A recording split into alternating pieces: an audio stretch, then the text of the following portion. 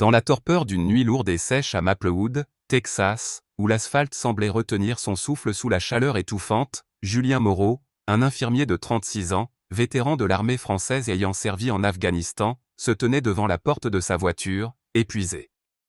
Après une garde de 12 heures à l'hôpital Shepherd Medical Center, ses pieds endoloris réclamaient un répit, et ses mains, encore imprégnées de l'odeur d'antiseptique, serraient un sac plastique contenant quelques provisions achetées chez Sammy's Quick Mart. Une bouteille de limonade, un paquet de chips, et un sandwich préparé à la rate pour apaiser la faim qui le tenaillait. Julien, homme discret mais robuste, rêvait seulement de rentrer chez lui, de retirer ses baskets usées, et de savourer un moment de calme, peut-être en repensant à sa mère, Claire, qui lui avait appris à toujours garder la tête haute, même dans l'adversité. L'honneur, Julien, c'est ce que personne ne peut t'enlever si tu ne le laisses pas faire, lui répétait-elle souvent, sa voix douce mais ferme résonnant encore dans sa mémoire. Mais cette nuit-là, le destin avait décidé de mettre à l'épreuve cet enseignement. Soudain, un crissement de pneus déchira le silence. Deux portières claquèrent avec violence, et avant que Julien ne puisse se retourner, deux silhouettes se précipitèrent vers lui. « Et ? Lâche ce sac, tout de suite !» aboya une voix rauque. C'était l'officier Laurent, un homme trapu au crâne rasé d'un roux flamboyant, dont les yeux brillaient et d'une assurance arrogante. À ses côtés, l'officier Dubois, plus mince, avec une moustache mal taillée, fixait Julien comme un prédateur guettant sa proie. Julien, toujours tenant son sac, se tourna lentement, perplexe. « Je viens juste de sortir du magasin, messieurs. Qu'est-ce qui se passe ?» demanda-t-il, s'efforçant de garder un ton posé, malgré la montée d'adrénaline qui lui serrait la gorge. Sans un mot, Laurent frappa le sac de sa main, en voyant la bouteille de limonade s'écraser sur le bitume, où elle éclata dans un geyser collant. « Tu corresponds à la description, grogna-t-il, son visage à quelques centimètres de celui de Julien. Mince derrière le dos, maintenant. Dubois, sans attendre de réponse, saisit le poignet de Julien et le tordit brutalement, lui arrachant un léger gémissement de douleur. La scène, rapide et brutale, attira l'attention des passants. À l'entrée du Quick Mart, Marie, la propriétaire du magasin, une femme d'une soixantaine d'années au chignon impeccable, observait la scène, les sourcils froncés. À quelques mètres, Émile, un adolescent de 16 ans, vêtu d'un sweat à capuche, sortit son téléphone et commença à filmer, son souffle court trahissant son indignation. Julien, menotté, sentit le métal froid mordre ses poignets. « Je travaille à l'hôpital. Je suis infirmier, dit-il, sa voix toujours calme, bien qu'un tremblement imperceptible la traversa. Laurent ricana, ses lèvres se tordant en un sourire méprisant. « Et moi, je suis Napoléon Bonaparte, railla-t-il, provoquant un éclat de rire chez Dubois. Julien, comprenant le danger d'une escalade, choisit le silence. Il pensa à sa mère, à ses mots sur la dignité, et à son propre passé dans l'armée, où il avait appris à encaisser les coups sans plier. Les badauds, de plus en plus nombreux, formaient un cercle hésitant. Marie, toujours à l'entrée du magasin, croisa les bras, marmonnant quelque chose à une cliente. Émile, lui, continuait de filmer, murmurant à voix basse. « C'est pas juste. Il a rien fait. » Mais les officiers, indifférents à la foule, poussèrent Julien vers leur voiture de patrouille, garée en travers du parking. Le trajet jusqu'au commissariat fut un supplice silencieux. Assis à l'arrière, les menottes entaillant ses poignets, Julien fixait la nuque des deux officiers. Laurent et Dubois, installés à l'avant, riaient bruyamment en discutant d'un match de basket diffusé à la radio, comme si l'homme qu'ils venaient d'humilier n'existait pas. Julien, lui, gardait les yeux rivés sur le paysage flou qui défilait par la fenêtre, ses pensées oscillant entre colère et résignation. Il repensait à ses années dans l'armée, à ces moments où il avait dû rester stoïque face à la peur, à la douleur, à l'injustice. Il songea aussi à son père, Antoine, un ancien ouvrier immigré de Marseille, qui lui avait appris que la patience était une arme plus puissante que la rage. Arrivé au commissariat de Maplewood, un bâtiment gris et austère, Laurent le tira hors de la voiture avec une brutalité inutile, le faisant trébucher sur le trottoir. À l'intérieur, l'employé de l'accueil, une femme d'âge moyen aux lunettes épaisses, leva à peine les yeux de son écran. Suspect pour vol à l'étalage, annonça Dubois, jetant un dossier sur le comptoir avec un sourire satisfait. Sans un mot, Julien fut conduit dans une cellule froide, aux murs de béton brut, meublée d'un simple banc métallique. Aucune lecture de ses droits, aucun appel téléphonique, aucun formulaire. Rien. Dans cette pièce sans fenêtre, le temps semblait suspendu. Julien s'assit sur le banc, les jambes lourdes, les poignets endoloris. Il ferma les yeux, tentant de rassembler ses pensées. Il savait que s'énerver ne servirait à rien. Il savait aussi que ce genre d'incident n'était pas un hasard.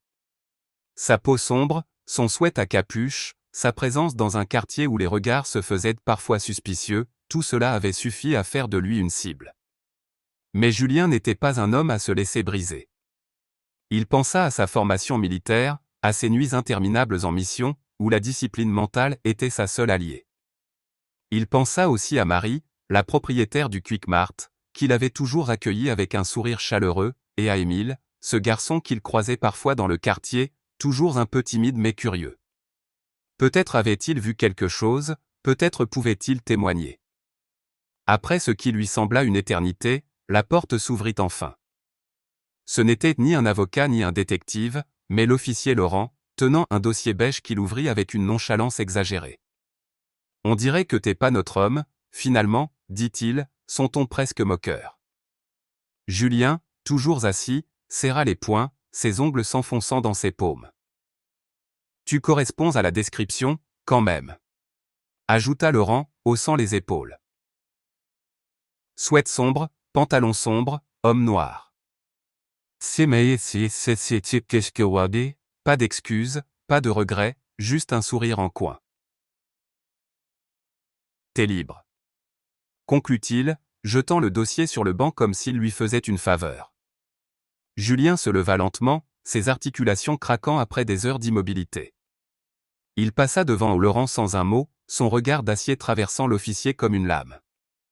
En poussant la porte du commissariat, l'air frais de la nuit lui frappa le visage, mais il ne se sentit pas libre.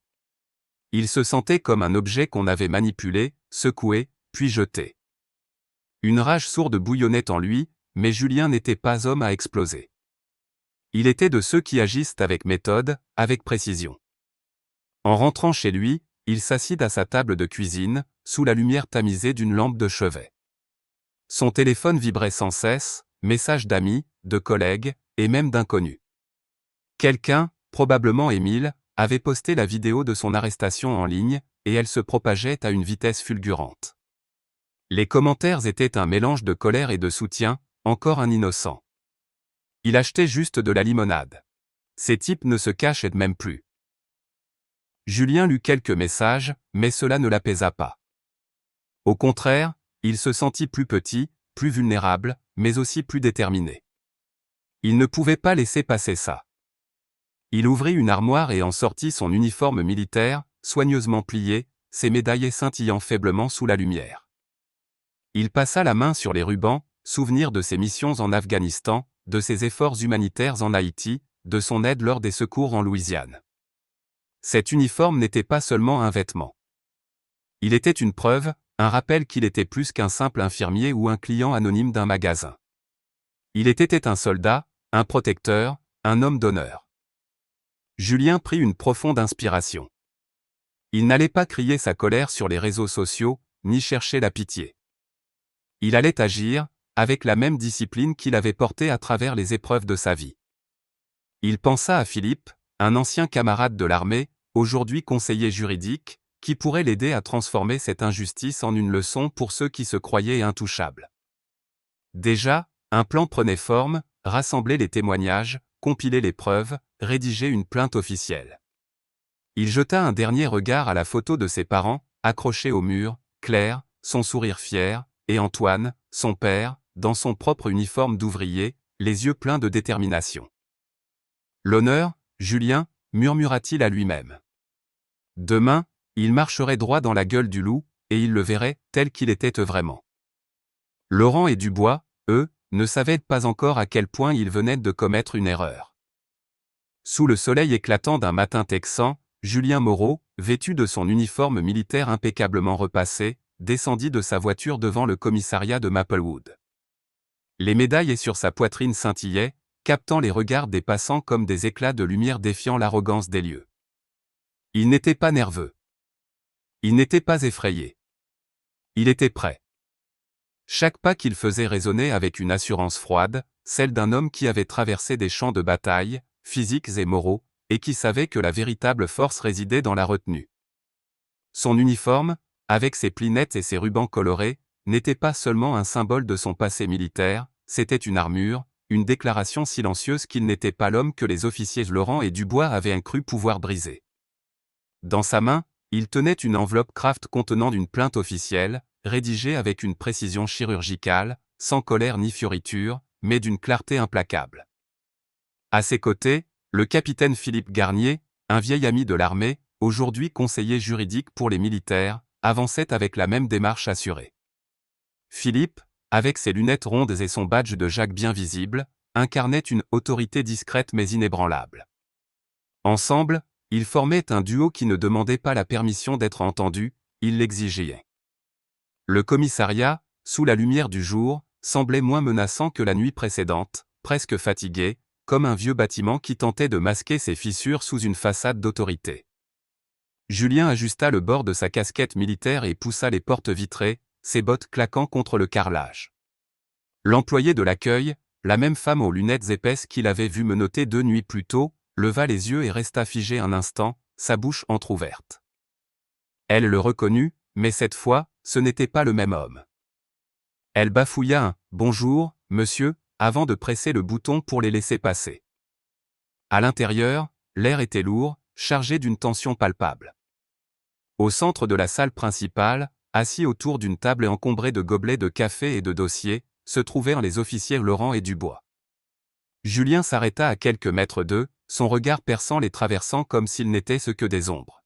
« Bonjour, dit-il, sa voix claire et ferme, je suis ici pour déposer une plainte officielle concernant un incident impliquant vos officiers. » Laurent tourna lentement la tête, son visage marqué par un mélange de surprise et d'inconfort. Dubois, lui, se figea, son café à mi-chemin de sa bouche, comme s'il venait de réaliser qu'il avait sous-estimé sa proie. Julien ne leur accorda pas un regard de plus. Il suivit l'employé jusqu'au bureau de la capitaine Claire Dubois, une femme d'une 50aine d'années, aux cheveux poivre et sel tirés en un chignon strict, dont le regard trahissait une autorité forgée par des années de discipline.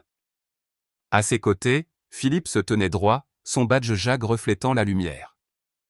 La capitaine Dubois les invita à s'asseoir, mais Julien resta debout, posant son enveloppe sur le bureau avec une précision militaire. Madame, voici une plainte officielle pour détention injustifiée, usage excessif de la force et atteinte à ma dignité, déclara-t-il, sa voix aussi tranchante qu'un scalpel. Il ouvrit l'enveloppe et s'y en sortit des documents soigneusement organisés, des témoignages écrits de Marie, la propriétaire du Quick Mart, et d'autres passants, des captures d'écran de la vidéo virale postée par Émile, qui montrait l'arrestation sous tous ses angles, et une lettre formelle détaillant chaque étape de l'incident, sans un mot de trop. Philippe ajouta 2 documents supplémentaires. Une demande d'enquête interne et une notification adressée au département de la Défense, signalant le traitement inapproprié d'un vétéran militaire. Le visage de la capitaine Dubois se crispa légèrement, ses lèvres pincées révélant qu'elle comprenait la gravité de la situation. « Vous savez que ceci est sérieux, monsieur Moreau, dit-elle, son ton mesuré mais grave. Julien soutint son regard. « Je sais exactement à quel point c'est sérieux, répondit-il, chaque mot pesé avec soin. Dehors, à travers la vitre du bureau, Laurent et Dubois observaient, mal à l'aise. Ils pouvaient voir les documents s'empiler, entendre les murmures de leurs collègues, mais ils étaient impuissants. La capitaine Dubois hocha la tête, un geste sec et professionnel. « Nous allons initier une enquête immédiate. En attendant, les officiers concernés seront placés en congé administratif. » Julien ne sourit pas, ne manifesta aucune satisfaction. Il se contenta de récupérer ses copies des documents, les glissa sous son bras et se tourna pour partir. En traversant le hall, il croisa une dernière fois le regard de Laurent, dont la main s'était crispée sur son gobelet de café, et de Dubois, qui évitait soigneusement ses yeux. Julien sortit du commissariat, l'air frais du matin caressant son visage. Mais il savait que ce n'était que le début. De retour chez lui, Julien s'assit à sa table de cuisine, le même endroit où, la veille, il avait pris sa décision. Son téléphone vibrait sans cesse, envahi par des messages de soutien. La vidéo d'Émile s'était propagée comme une traînée de poudre, relayée par des habitants de Maplewood et même au-delà. Marie, la propriétaire du Quick Mart, lui avait écrit un message simple mais poignant. « Tu as fait ce qu'il fallait, Julien. On est avec toi. » Émile, quant à lui, avait laissé un mot timide, « Désolé pour ce qui t'est arrivé. J'espère que la vidéo aide. » Julien lut ces messages, mais ils ne l'apaisèrent pas complètement. Ils ravivaient une douleur sourde, celle d'avoir été réduit à un stéréotype, à une description vague et humiliante. Pourtant, il lui donnait aussi une raison de continuer. Il n'était pas seul. Dans le quartier, les conversations allaient au bon train. Marie, avec son franc-parler typique d'une femme du Sud ayant vu trop d'injustice, parlait de l'incident à ses clients, exhortant chacun à ne pas fermer les yeux. Émile, encouragé par le soutien en ligne, avait commencé à organiser un petit groupe d'adolescents pour discuter des droits des citoyens, un projet qu'il n'aurait jamais osé lancer sans l'exemple de Julien. Ce soir-là, Julien reçut un visiteur inattendu. Monsieur André, un ancien combattant de la guerre du Vietnam, frappait à sa porte, un vieux béret militaire vissé sur la tête. André, un homme aux épaules voûtées mais aux yeux vifs, avait entendu parler de l'incident par Marie. « Mon garçon, dit-il d'une voix rauque, ce que tu fais, c'est pas juste pour toi. C'est pour nous tous. Ceux qu'on a humiliés, ceux qu'on a oubliés. » Il tendit à Julien une vieille médaille, un souvenir de ses propres batailles, comme un geste de solidarité. Julien, ému, serra la main d'André, sentant le poids de cette connexion entre générations. Ce moment, simple mais profond, renforça sa détermination. Il n'était pas seulement en train de défendre son propre honneur, il portait les espoirs de ceux qui, comme lui, avaient été injustement jugés. Mais la pression montait aussi. Les réseaux sociaux, bien que soutenant majoritairement Julien, charriaient leur lot de commentaires haineux. Certains anonymes l'accusaient d'exagérer, de chercher la gloire, ou pire, de jouer la victime. Ces mots, lus dans la solitude de sa cuisine, étaient comme des coups de poignard. Julien, pourtant, refusait de se laisser entraîner dans la spirale de la colère. Il repensait à sa mère, à ses leçons sur la dignité, et à son père, Antoine, qui lui avait appris que la véritable victoire ne se mesurait pas aux cris, mais à la capacité de rester droit face à l'adversité. Il passa la soirée à relire sa plainte, vérifiant chaque détail, chaque mot, comme un soldat préparant son équipement avant une mission. Philippe l'appela pour confirmer que la plainte avait été officiellement enregistrée et que l'enquête suivait son cours. Il ne s'attendait pas à ça, dit Philippe avec un sourire dans la voix. Tu les as pris par surprise, Julien. Le lendemain, Maplewood était en ébullition. Les journaux locaux avaient repris l'histoire, titrant sur « L'arrestation injuste d'un vétéran et infirmier ». La vidéo d'Émile tournait en boucle, et des habitants commençaient à se rassembler, organisant des discussions informelles dans les cafés et les églises. Marie, fidèle à elle-même, avait accroché une affiche dans son magasin, « Justice pour Julien ». Émile, galvanisé par l'attention, avait créé une page en ligne pour recueillir des témoignages, attirant l'attention de journalistes nationaux. Julien, lui, restait en retrait, refusant les interviews. Il ne voulait pas être un symbole, pas encore. Il voulait que la vérité parle d'elle-même. Mais il ne pouvait ignorer la vague qui montait autour de lui. Les messages de soutien affluaient, des collègues de l'hôpital, des anciens camarades de l'armée, même des inconnus touchés par son histoire. Une infirmière, Sophie, lui écrivit. « Tu nous rappelles qu'on peut être fort sans hausser la voix. Merci. » Pourtant, Julien sentait une ombre planer. Il savait que la bataille ne faisait que commencer. Laurent et Dubois, bien que suspendus, n'avaient pas encore répondu de leurs actes. Et si l'enquête traînait? Et si le système, comme souvent, protégeait les siens? Ses pensées le tenaient éveillé la nuit, mais il les repoussait avec la discipline qui l'avait toujours guidé. Il repensait à André, à Marie, à Émile, à tous ceux qui, d'une manière ou d'une autre, s'étaient levés avec lui.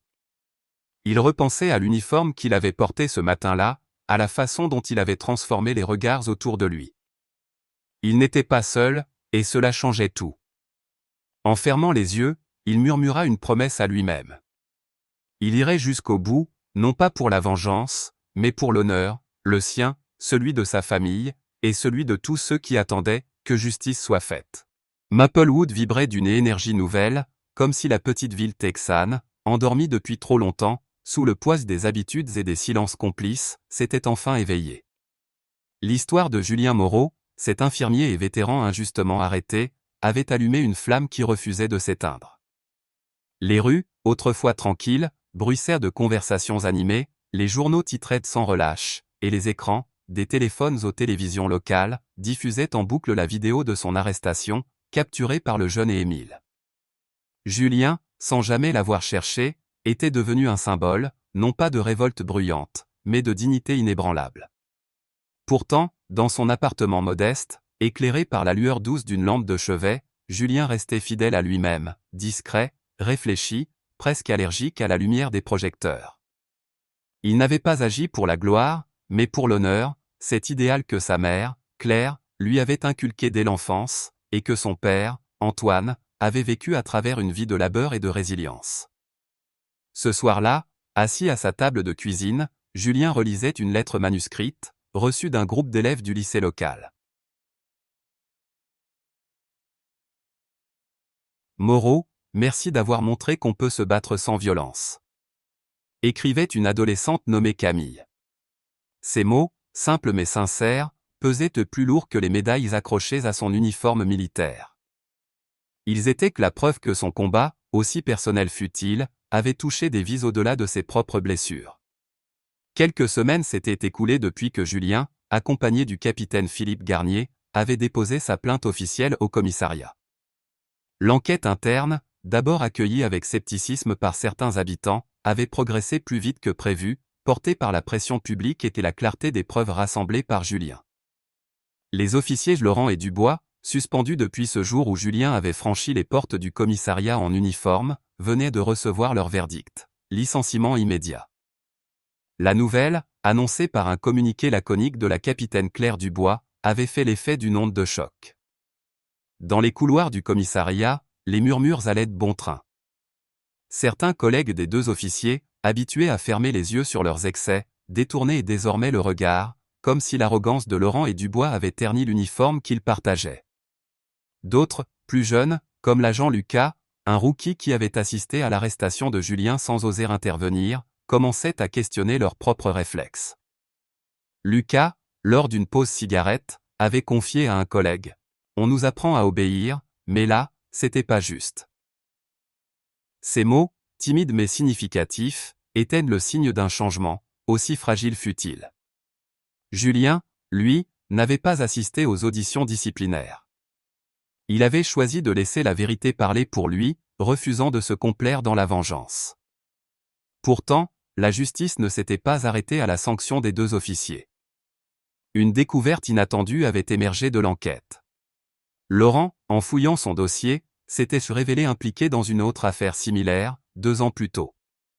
Une jeune femme, Amélie, employée de banque à Maplewood, avait été arrêtée sans motif clair après une altercation mineure dans un parking. À l'époque, sa plainte avait été étouffée, classée sans suite par un supérieur complaisant. Mais la vidéo de Julien, en rallumant les projecteurs sur les abus de pouvoir, avait donné à Amélie le courage de parler.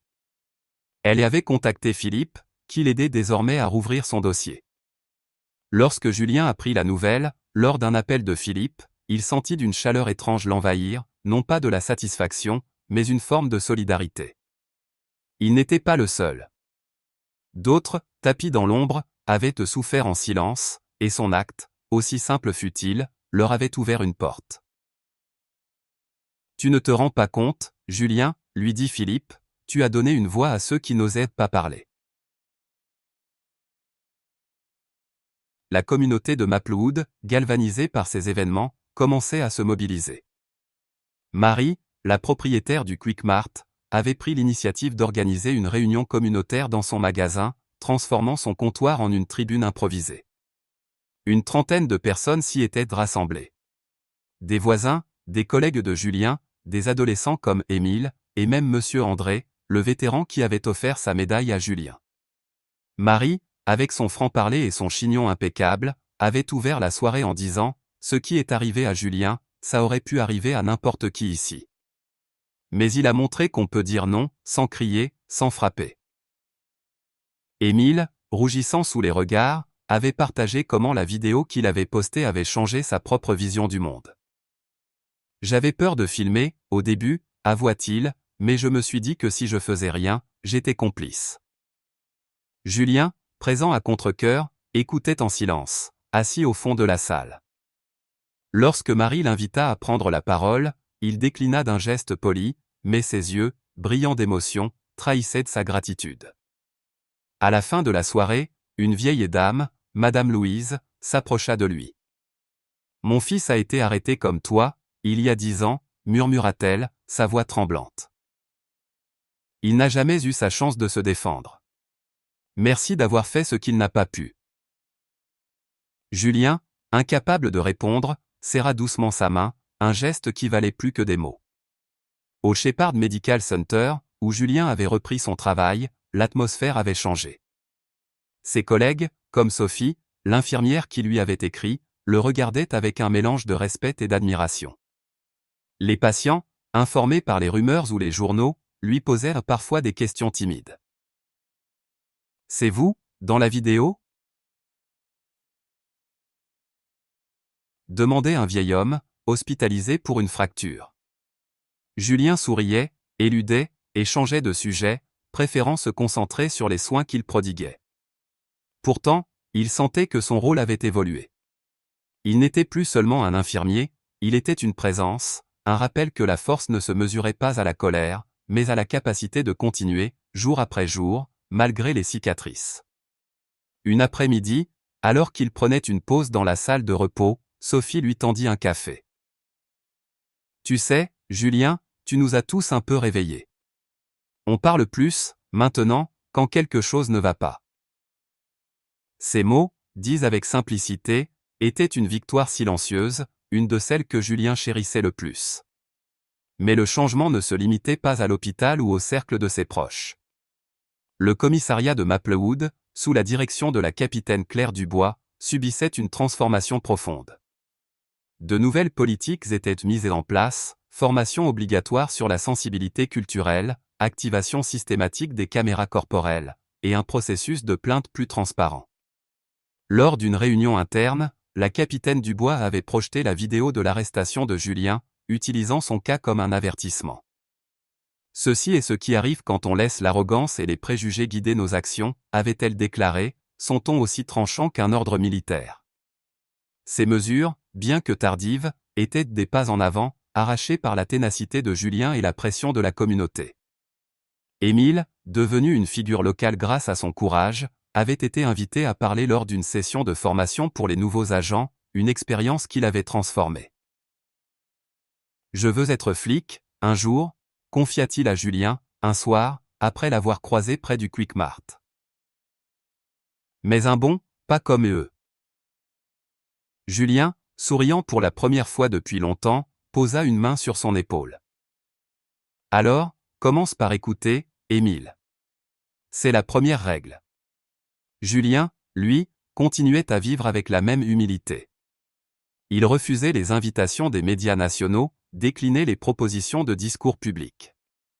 Mais il accepta une demande particulière, parler lors d'un événement au lycée local, organisé pour la journée des vétérans. Devant une salle comble d'élèves, il raconta non pas son arrestation, mais ce que signifiait pour lui le service, dans l'armée, à l'hôpital, et dans la vie quotidienne. « L'honneur, ce n'est pas quelque chose qu'on vous donne, dit-il, sa voix calme mais ferme. C'est quelque chose que vous défendez, chaque jour, même quand personne ne regarde. » Les adolescents, habituellement agités, l'écoutait dans un silence presque religieux. Camille, l'élève qui lui avait écrit, s'approcha après son discours, un carnet à la main. « Je veux être journaliste, dit-elle, pour raconter des histoires comme la vôtre. » Julien hocha la tête, touché par cette flamme qu'il voyait dans ses yeux, la même qu'il avait vue chez Émile, chez Marie, chez André. Un soir, en rentrant chez lui, Julien trouva une enveloppe glissée sous sa porte. À l'intérieur, une lettre officielle du maire de Maplewood, exprimant des excuses au nom de la ville, et une autre du département de la Défense, le remerciant pour son service et son exemple. Il lut les deux, mais ne les encadra pas. Il les rangea dans un tiroir, sous son lit, là où reposaient d'autres souvenirs de sa vie, des lettres de sa mère, une photo de son père, une médaille offerte par André. Pour Julien, la vraie récompense n'était pas dans les mots couchés sur le papier, mais dans les regards qu'il croisait chaque jour, ceux de ses collègues, de ses patients, des habitants de Maplewood qui, sans le dire, savaient ce qu'il avait accompli. Il savait que le combat était loin d'être terminé. Le racisme, les abus de pouvoir, les injustices restaient des ennemis tenaces, tapis dans les coins sombres de la société. Mais il savait aussi que le changement ne venait pas d'une vague soudaine, mais de milliers de petites victoires, de moments où l'on choisissait de se tenir droit face à l'adversité. Maplewood, lentement, changeait. Les habitants parlaient plus ouvertement des injustices, osaient questionner l'autorité. Les adolescents, inspirés par Émile et Julien, lançaient des projets communautaires. Marie continuait d'accueillir ses clients avec son sourire, mais aussi avec une détermination nouvelle, veillant à ce que son magasin reste un lieu de dialogue. André, malgré son âge, participait aux réunions, partageant ses propres histoires pour rappeler que le combat pour la dignité était intemporel. Julien, au cœur de ce mouvement, restait en retrait, fidèle à sa nature. Il retournait à l'hôpital chaque jour, soignait ses patients, écoutait leurs peurs, leurs espoirs. Mais il portait en lui une force nouvelle, une certitude que, par son refus de plier, il avait semé quelque chose de durable. Il repensait souvent à sa mère, à son père, à leurs leçons sur l'honneur. Il repensait à Amélie, à Émile, à tous ceux qui, grâce à lui, avaient trouvé le courage de parler. Et il savait, au fond de lui, que chaque pas qu'il faisait, chaque vie qu'il touchait, était une pierre posée sur le chemin d'un monde plus juste. Julien Moreau n'avait pas cherché à devenir un héros. Mais par sa dignité, son silence puissant, il l'était devenu, non pas pour lui, mais pour tous ceux qui, un jour, choisiraient de se lever à leur tour. L'histoire de Julien Moreau dans l'honneur défendu est une ode à la dignité humaine, un récit qui résonne profondément avec les valeurs françaises d'honneur, de justice et de résilience. Julien, face à une injustice brutale, choisit non pas la colère explosive, mais une résistance silencieuse, ancrée dans une force intérieure que les Français admirent souvent chez leurs héros, qu'ils soient historiques comme Jeanne d'Arc ou ordinaires comme cet infirmier vétéran. Ce qui frappe dans son parcours, c'est sa capacité à transformer l'humiliation en une leçon universelle. L'honneur ne se donne pas, il se défend, non par des cris, mais par des actes réfléchis. Sa retenue, sa discipline et son refus de céder à la provocation reflètent une élégance morale, un trait cher à la culture française où la maîtrise de soi est une forme de noblesse. L'histoire nous enseigne que la justice, bien que lente, naît de la persévérance. Julien, en s'appuyant sur des preuves et des soutiens, montre que le combat pour ses droits n'est pas une quête solitaire, mais un effort collectif, comme les mouvements citoyens qui ont marqué l'histoire française, des Lumières aux manifestations modernes. Une autre leçon précieuse est l'importance de la communauté. Marie, Émile, André et les autres incarnent cette solidarité qui donne du poids à une cause individuelle. Appliquée à la vie quotidienne, cette histoire nous invite à rester fidèles à nos principes, même face à l'adversité, et à chercher le soutien de ceux qui partagent nos valeurs. Elle nous rappelle aussi que le changement, même petit, commence par un refus de se taire face à l'injustice. Dans un monde où les abus de pouvoir persistent, Julien nous inspire à agir avec dignité, à écouter les autres et à défendre ce qui est juste, sans perdre notre humanité. Chaque geste compte, un mot de soutien, une action discrète, un regard qui dit « je te vois ». C'est petite. Si cette histoire vous a touché, partagez-la pour inspirer d'autres à défendre leur dignité. Cliquez sur « j'aime », partagez cette vidéo, abonnez-vous à notre chaîne pour ne manquer aucune histoire de courage, et laissez un commentaire pour nous dire ce que l'honneur signifie pour vous.